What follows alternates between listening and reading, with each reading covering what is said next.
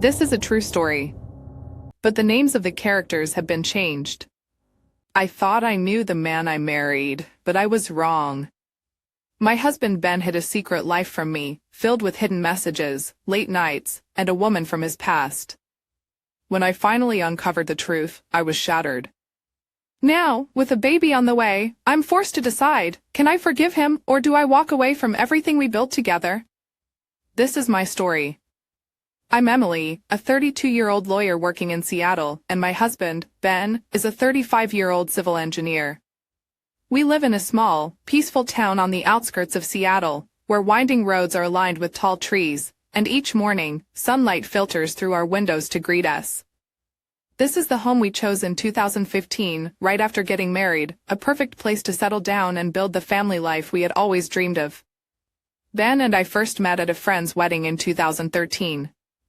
He stood out to me, not because he was the loudest or the most talkative in the crowd, but because of his calm and composed nature.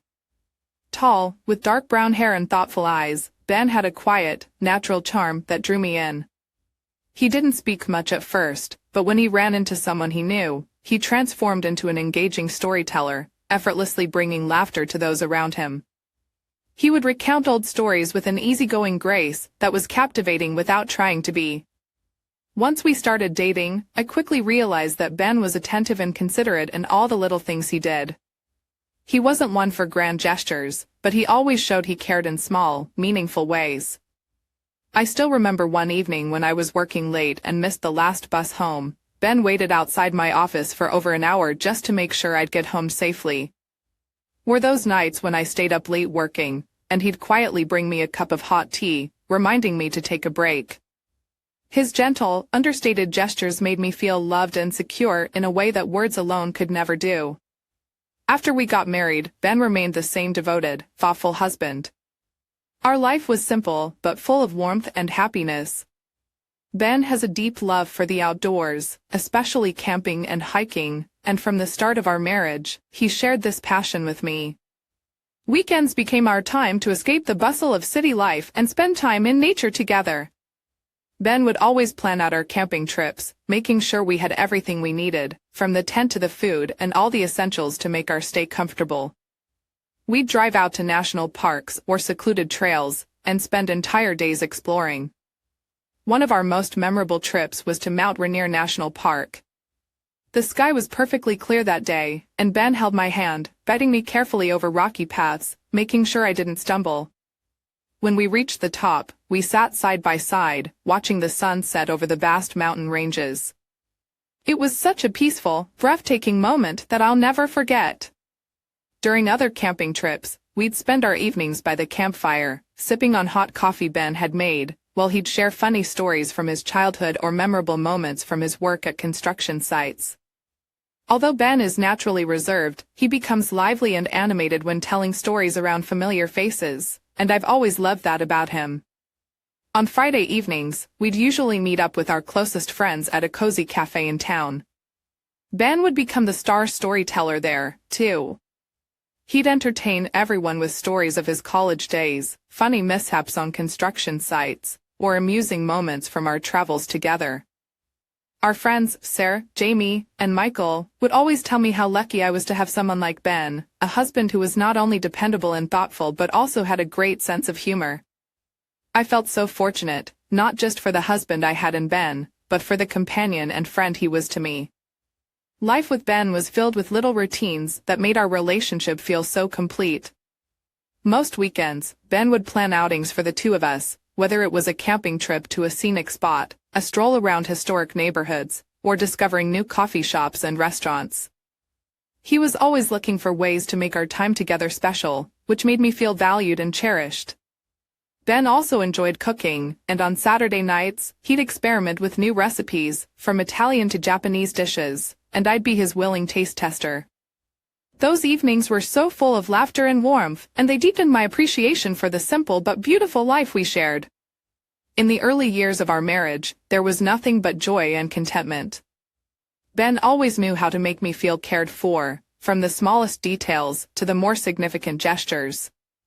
I used to think that our life would always be like this, peaceful, full of love, and held together by mutual respect and understanding. Ben was not only my husband, but also the ideal partner, the person I believed I could walk through all of life's ups and downs with. Lately, I've noticed that Ben has changed in ways I've never seen before, and I'm starting to feel like I no longer truly understand the man I married. He used to be calm, thoughtful, and always put family first. If he had to work late, he would let me know in advance and always explained what was going on.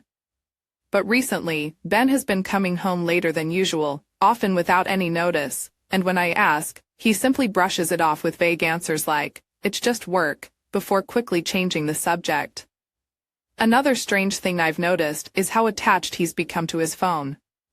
In the past, he would leave it on the table or in the living room without a second thought. But now, he keeps it with him at all times, even taking it with him when he goes to the kitchen or the bathroom. I also noticed he changed his phone's password, which he had never done before. Once, when my phone was dead, I casually asked to use his phone to look up some information, but he refused, saying his phone had sensitive work documents. His reaction felt unnatural and almost offensive, making me feel like he was hiding something. There are times when I walk into the room and see him engrossed in his phone, texting someone for long stretches, but when I approach, he immediately shuts off the screen or flips the phone face down on the table, as if he doesn't want me to see. When I asked who he was messaging, he would only say it was work-related and quickly change the subject. His evasiveness and hurried gestures make it hard for me to shake off a feeling of doubt. One night, I woke up in the middle of the night and noticed a soft light glowing from his side of the bed. He was lying next to me, still awake and messaging someone on his phone, something he'd never done before. When I asked him about it, he simply said he needed to handle an urgent project with an overseas client. But his slightly awkward tone didn't match the explanation, leaving me feeling unconvinced. Recently, Ben has also started staying up late more often, claiming he needs to work on important projects. There are nights when I can hear the faint tapping of his keyboard from the study, long after midnight. When I ask him about it, he brushes it off, saying he's working with colleagues in different time zones. Yet, when I try to ask more details about the project or who he's working with, he becomes invasive, saying it's confidential work stuff and telling me not to worry. Even on weekends, when we used to spend quality time together, Ben has started finding excuses to leave the house. He often says he has sudden meetings with clients or needs to check on something at the work site. Once, I suggested going with him, hoping to get a glimpse of his work life, but he immediately declined, saying it wouldn't be appropriate. Each time he leaves now, he dresses impeccably, far more polished than usual, even using cologne, a scent he rarely wore for casual outings.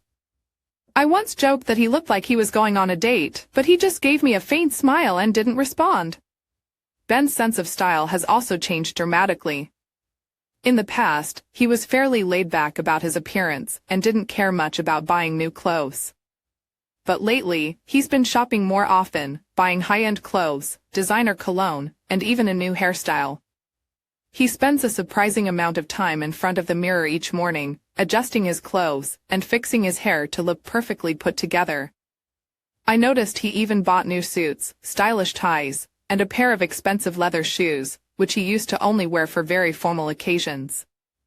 Lately, I've also caught glimpses of him holding his phone, smiling to himself or texting with an unusual level of focus, almost as if he's talking to someone important.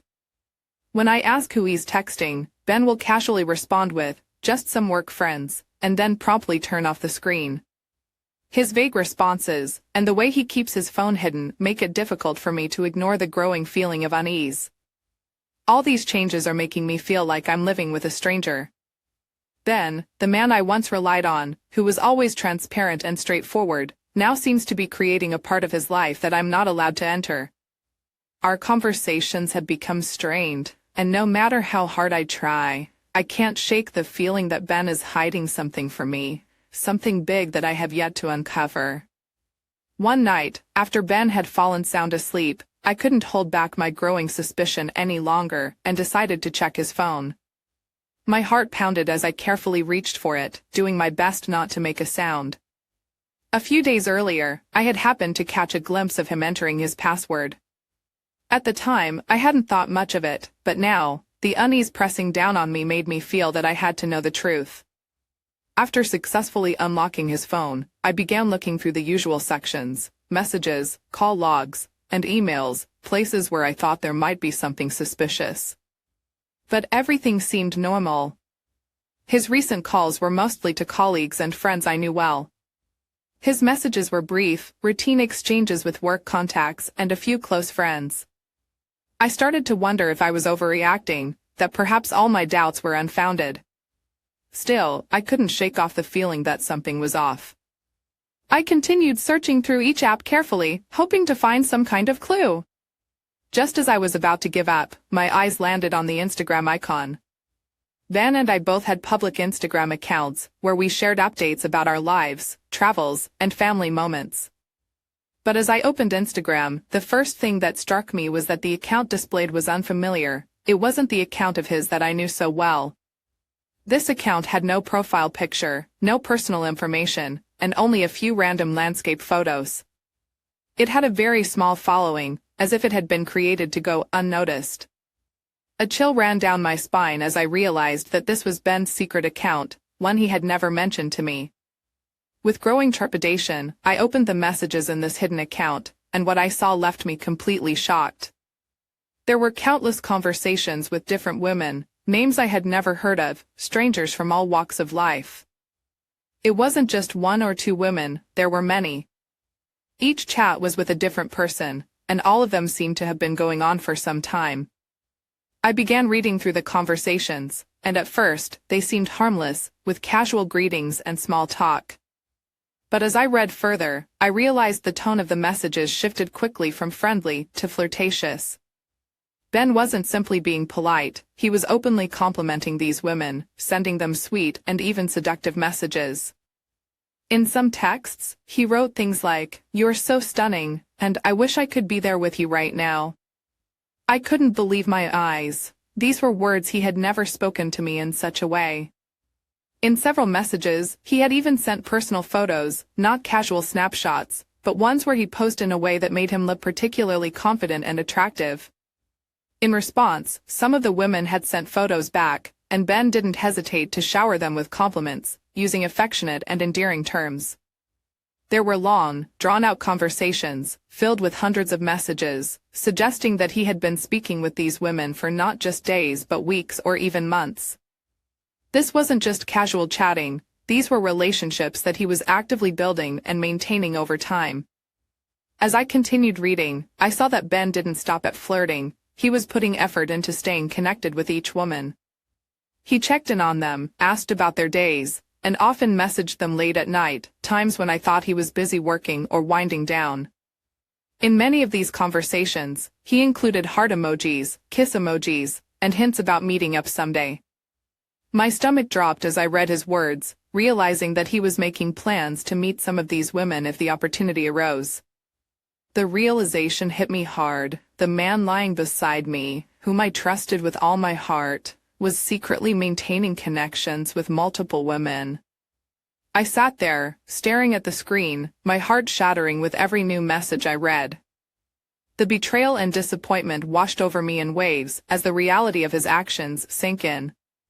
Each message, each flirtatious line, revealed a side of Ben I had never known, a hidden life that I was entirely excluded from. The man I thought I knew, the one I believed was my steadfast partner, was living a secret life that didn't include me at all. Reading through a few of the conversations, I discovered that each weekend, Ben was meeting a different woman. He wasn't going on business trips or attending meetings as he'd told me. Instead, he had planned these meetups at cozy cafes or small restaurants in nearby towns, places we rarely visited to avoid familiar faces. He was careful, never repeating the same location or time with any of them, as if he'd meticulously planned to keep everything hidden. I felt as though I were reading about a complete stranger, not my own husband. In one conversation with a woman named Lisa, he texted, "I really enjoyed our evening together at that little cafe in Ashford. That place was so cozy, and I can't forget your smile as we talked." Lisa replied with a string of heart emojis, saying she couldn't wait for their next date. Ben promised her that next weekend he'd find a romantic restaurant in another town to make even more memories. The realization hit hard as I understood that he hadn't just met Lisa once, but had likely been seeing her over several weekends. Another text exchange with a woman named Rachel revealed even more. "I've booked us a table at that lakeside restaurant you love. I think it'll be the perfect spot to watch the sunset together," he wrote. Rachel, who from her profile looked much younger than me, replied eagerly, even mentioning she'd picked out a special dress just for him. Reading these words, I felt a deep sense of betrayal. These details showed Ben wasn't merely flirting over text, he was thoughtful and attentive, remembering each woman's preferences, even recalling their favorite dishes. In another conversation with someone named Amanda, Ben suggested they meet at a bar he and I had visited for a special anniversary. "I remember you said you love cocktails, and this bar has some of the best," he wrote. Amanda responded with excitement, saying she'd never been there and couldn't wait to see him. My heart sank as I realized he was taking someone else to places that held memories for us. The locations I once thought of as ours were now becoming venues for him and these other women. With a woman named Chloe, the messages indicated they'd met a few times already and planned to meet again. Ben asked her where she'd like to go next, and Chloe suggested a vintage-style cafe in another nearby town. He instantly agreed and even complimented her, saying, "You always pick the best spots with great vibes. It's one of the things I love about you." Reading this, I felt as though I were losing the husband I thought I knew. He spoke to her with such natural charm and affection, as though it were entirely ordinary for him. Each woman, each date, each location, everything was arranged with such careful detail. He didn't just meet them, he remembered each one's interests, every small preference, as if they truly mattered to him. With each line I read, each conversation revealed, I felt a greater sense of distance and loss. The man in these messages wasn't my husband anymore, he was a complete stranger. But among all the women Ben met with, one name appeared more than any other, Laura. This name wasn't unfamiliar to me, because Laura was the younger sister of Ben's former girlfriend, the one who had passed away years ago in a car accident. Ben had told me about this relationship early on, sharing how deeply it had affected him and how that loss had haunted him for a long time. I remember the way his gaze would turn distant whenever he spoke of her, his eyes heavy with a sadness that seemed to linger in the background of his life. It felt like a part of him was still bound to that painful past. So when I saw Laura's name appear again and again in his messages, my heart sank. As I read through their exchanges, it became clear that they didn't meet just once or twice, but almost every week. Their messages revealed that Ben and Laura would meet at quiet cafes, places we rarely went to, almost as if he wanted to keep their encounters private. He didn't just ask about her current life, they often revisited memories of his late girlfriend. In one message, Ben wrote, "Seeing you always makes me feel like she's still here somehow, like she's still part of my life." Reading these words, I felt a surge of unease. It was as if their meetings were not merely friendly, but a shared ritual to reconnect with the past. The more I read, the more I felt like an outsider in Ben's life. Their conversations contained pieces of a world that I didn't belong to, a world filled with memories and moments I knew nothing about. Ben and Laura spoke about memories that had never come up between us, like the time they'd all gone camping outside the city, or the evenings they'd spent together watching the sunset. It seemed that each meeting with Laura allowed Ben to relive those beautiful yet painful memories, as if he was trying to keep a part of that lost relationship alive. I also noticed how vulnerable Ben seemed in his messages to Laura. He confessed to her that she was the only one who could truly understand his grief, saying that no one else could empathize with his loss in the way that she did. He wrote, "Being around you makes me feel less alone, like the weight of that loss isn't as heavy." Reading this, I felt an ache in my heart, realizing that perhaps I had never truly reached that deep, hidden part of him. It was as if he was still bound by memories, and every encounter with Laura brought him closer to that long-lost past. By this point, I couldn't stop myself from questioning everything. Did Ben truly love me, or was I merely someone filling the void left by the past? His regular meetings with Laura and the depth of their messages made me wonder if his love for me was genuine or if I was just another piece in his life, a placeholder for something he could never truly let go of. I decided I had to uncover the truth and hired a private investigator to follow him. The investigator I hired was highly experienced, having handled complex infidelity cases before, and he assured me that he would gather the clearest evidence without Ben ever finding out. The investigator began by discreetly tracking Ben's daily routine, especially on weekends, times when Ben would claim he had work obligations or needed to meet clients. In the first few weeks, the investigator documented various encounters where Ben met different women at upscale cafes, restaurants, and even boutique hotels in the outskirts of Seattle. Each of these women was unfamiliar and, it seemed, none of them appeared more than once. The dates were constantly changing, as if Ben was deliberately trying to cover his tracks and avoid building any lasting connections. However, when the investigator reported back about Laura, I realized this was no ordinary fling. Laura was not a stranger. She was the younger sister of Ben's former girlfriend, a woman he had once loved deeply but who tragically passed away in an accident. Unlike the others, Ben and Laura met regularly, several times each month, and sometimes even multiple times within the same week. Their rendezvous points were always different, carefully chosen to avoid Seattle's familiar spots, instead opting for secluded small towns a few hours' drive away.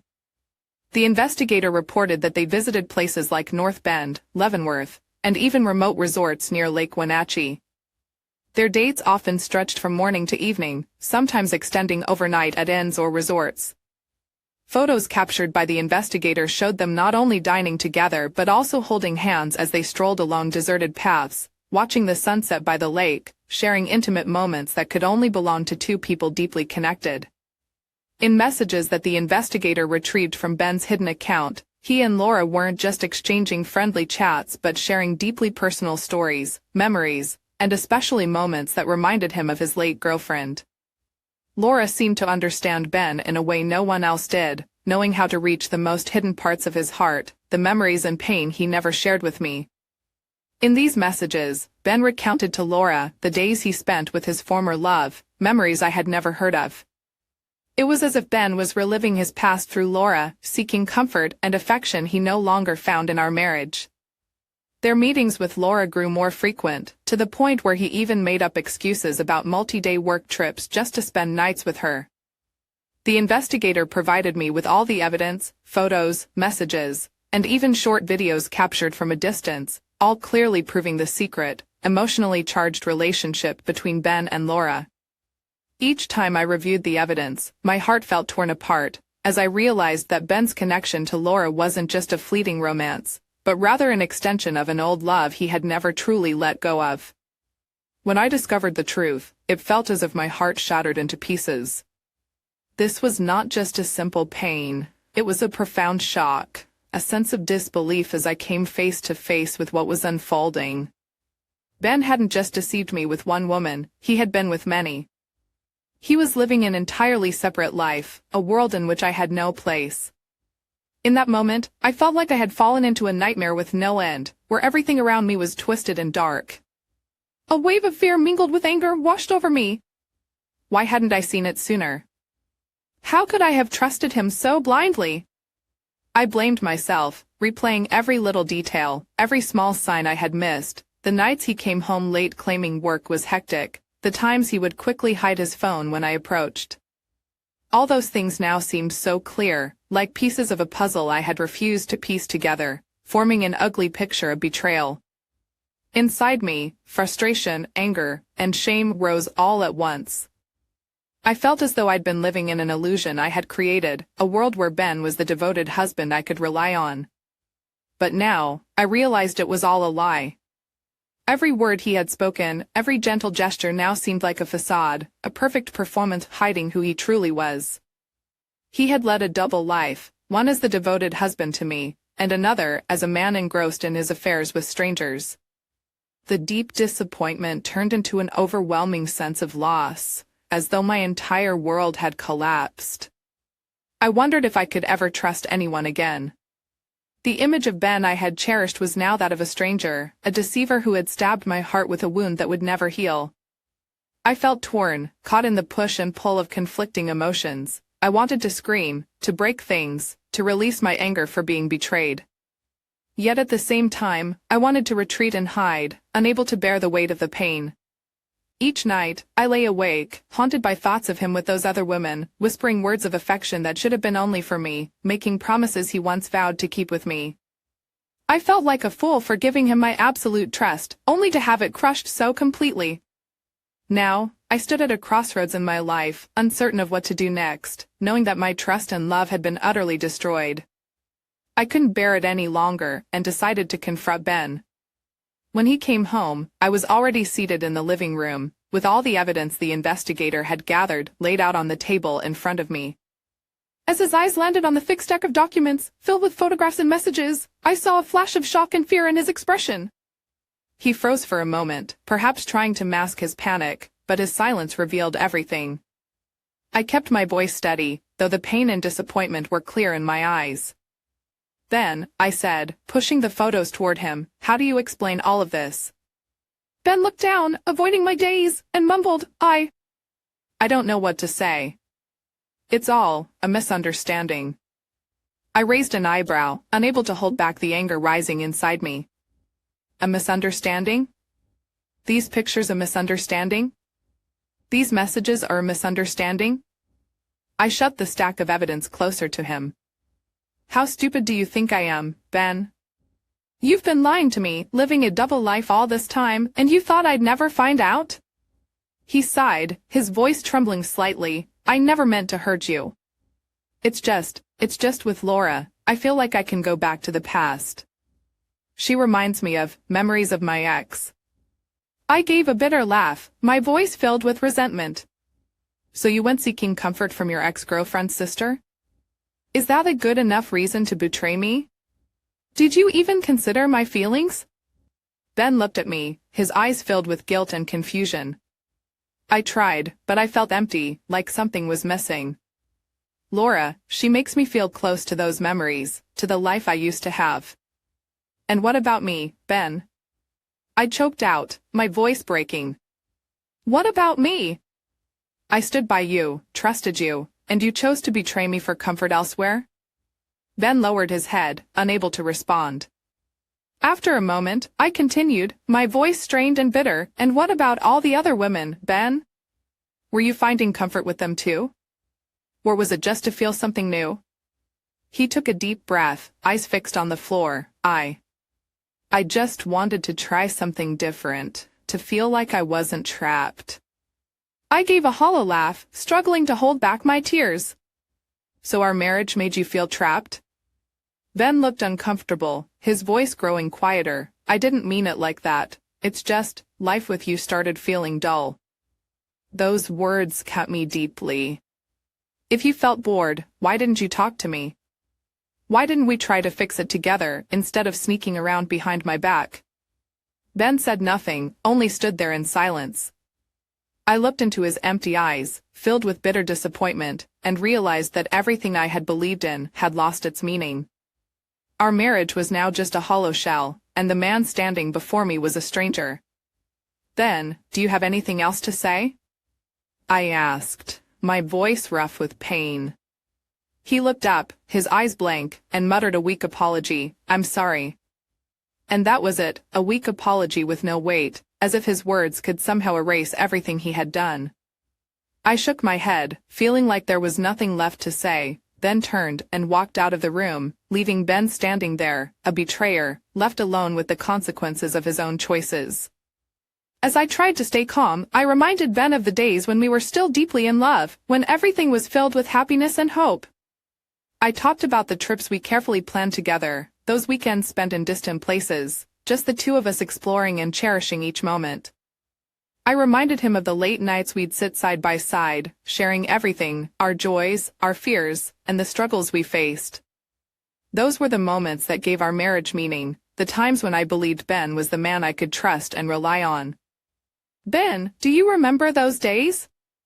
I whispered, my voice a mixture of pain and hope, as if I were desperately clinging to something that had slowly slipped away. You once told me I was everything to you, that nothing could tear us apart. But Ben just stayed silent, his gaze distant, avoiding mine. His cold, empty expression made me feel as if I was being pushed away, as though the memories I cherished no longer meant anything to him. After a long moment, I couldn't hold back and finally said, Ben, if the past still haunts you, if it's keeping you from moving forward, why don't you consider therapy? It might help you face and process the pain you've been carrying all this time. We could get through this together if you're willing to change. He remained silent for a while, and then finally shook his head, his voice disturbingly calm, almost indifferent. I'm not ready. I don't think that's what I need right now. I felt frozen, stunned by his response, by his firm refusal, and the emotionless way he dismissed the idea. It was then I realized that Ben had no intention of leaving his double life behind. Perhaps he had become so accustomed to deceit and secrecy that it was now an inseparable part of his life. He saw no need to change, no reason to feel remorse or to make amends. Disappointment and hurt flooded through me. So, you don't want to change? I asked, my voice breaking. Ben merely shrugged, making no effort to explain or soften the blow. His eyes were cold and detached, as though I were nothing more than a stranger. At that moment, I realized the man I had loved and trusted for so long was gone. The man standing before me now was someone else entirely, a stranger willing to destroy everything we had built together. Inside, I felt an emptiness, a sense of shattering that I knew could never be repaired. I understood, finally, that this relationship, this marriage, had nothing left worth holding on to. A few days later, I unexpectedly received a message from an old friend of Ben's who had known about his connection with Laura for a long time. This message felt like the final piece in a puzzle, helping me understand the true nature of Laura's involvement. The friend revealed that Laura was far from innocent. She was fully aware that Ben was still haunted by the memory of her late sister, his former girlfriend. Laura had deliberately taken advantage of his lingering grief to keep him under her control, drawing him into a spiral of memories and old emotions. Laura had been the one to initiate contact with Ben, consciously bringing up her sister's image and memories whenever they met. She would tell Ben stories about her sister, share details of things her sister used to enjoy, and remind him of cherished moments they'd once had together. Laura knew that by invoking these memories, she could make Ben feel as if he was reliving a piece of the past with the woman he'd once loved so deeply. She even chose meeting spots that held significance, quiet cafes and lakeside paths her sister used to enjoy, places that would keep Ben trapped in the shadows of old memories. Furthermore, Laura didn't stop at just bringing up memories. She began subtly imitating her late sister's characteristics, from her style of dress and tone of voice to small, familiar gestures that Ben would recognize and find comforting. Laura acted as though only she truly understood Ben's pain, as if there was a unique bond between them because they both had loved and lost the same person. She would occasionally feign vulnerability, as if her sister's passing weighed on her too, creating moments that made Ben feel he had found someone who could fully empathize with his grief. In those moments, Ben's defenses would falter, and he believed that only Laura could share and understand the loneliness and loss he was going through. The friend also revealed that although Laura maintained her connection with Ben, she was still seeing other men. Her relationship with Ben wasn't based on love or genuine sympathy, rather, she saw it as an opportunity to manipulate his weaknesses and lingering attachment to the past, securing his attention whenever she desired. Laura knew Ben could hardly resist the painful memories of his former love, and she found it easy to use that pain to keep him within her reach, turning him into a man she could pull back whenever she pleased. Each word from Ben's old friend felt like a knife twisting in my heart. I was not only devastated by Ben's betrayal, but also furious to learn that Laura had orchestrated the situation deliberately. She fully understood that Ben was vulnerable and still struggling to move on from his past, but instead of letting him heal, she chose to exploit his grief and use him as a pawn in her calculated game. This emotional manipulation wasn't just pushing me to the edge of heartbreak, it also unveiled a harsh truth about Laura's character, a person willing to use someone else's pain to fulfill her own selfish desires. I couldn't bear it any longer and decided to confront Laura, demanding that she lead Ben's life. We met at a quiet cafe, a place where I could look her directly in the eyes and demand a clear answer. When I walked in and saw her sitting there, calm and confident, a wave of anger surged through me. Laura greeted me with a slight smile, pretending to be friendly, but the coldness in her gaze spoke volumes. She felt no remorse. I didn't waste time on pleasantries. "Laura, I want you to end things with Ben immediately," I said, my voice firm. "You know very well that he has a family, yet you still chose to get involved. What were you thinking?" Laura tilted her head, feigning surprise, and gave a faint, dismissive smile.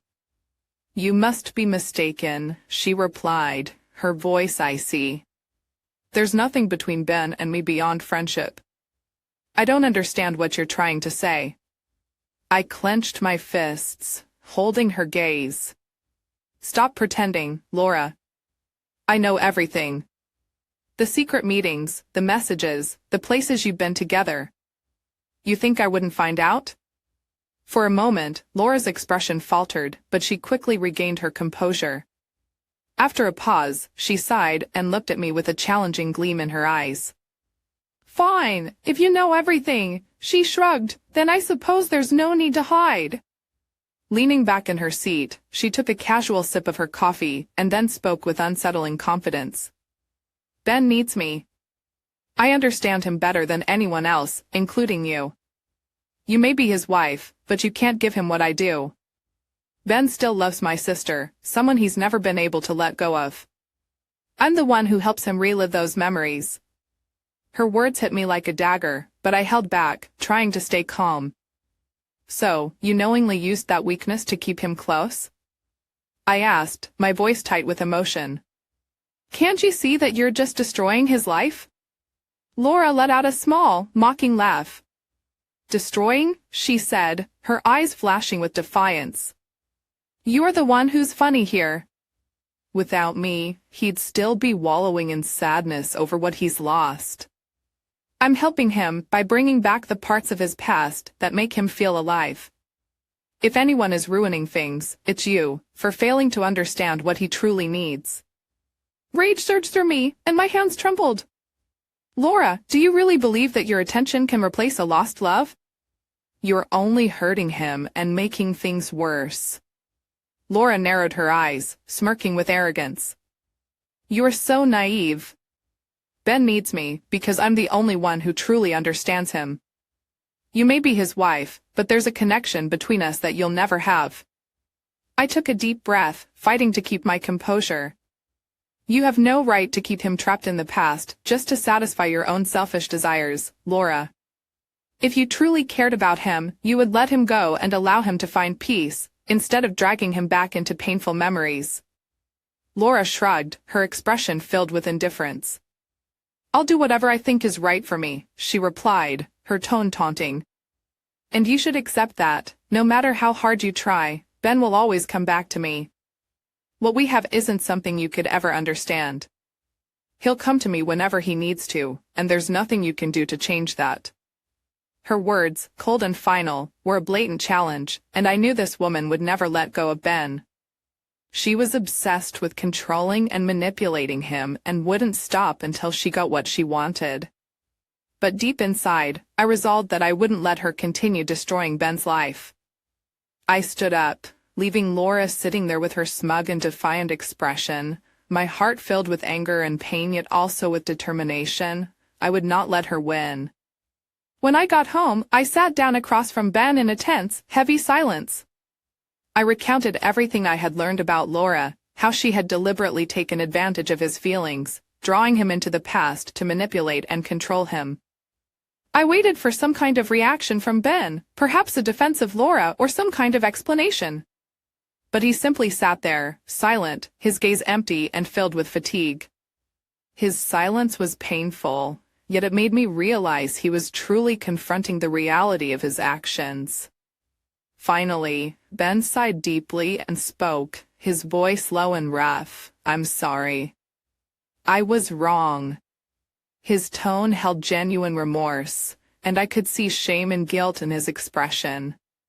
He admitted that he'd allowed old memories and past pain to control him and that he'd been drawn to Laura because she stirred up emotions he had never truly resolved. Looking me in the eye, Ben promised to cut all ties with Laura. I'll never see her again. I won't let her have any influence over our lives from now on, he said with finality. He continued, I also promise I won't be involved with any other woman. I know I've hurt you deeply, and I won't let this happen again.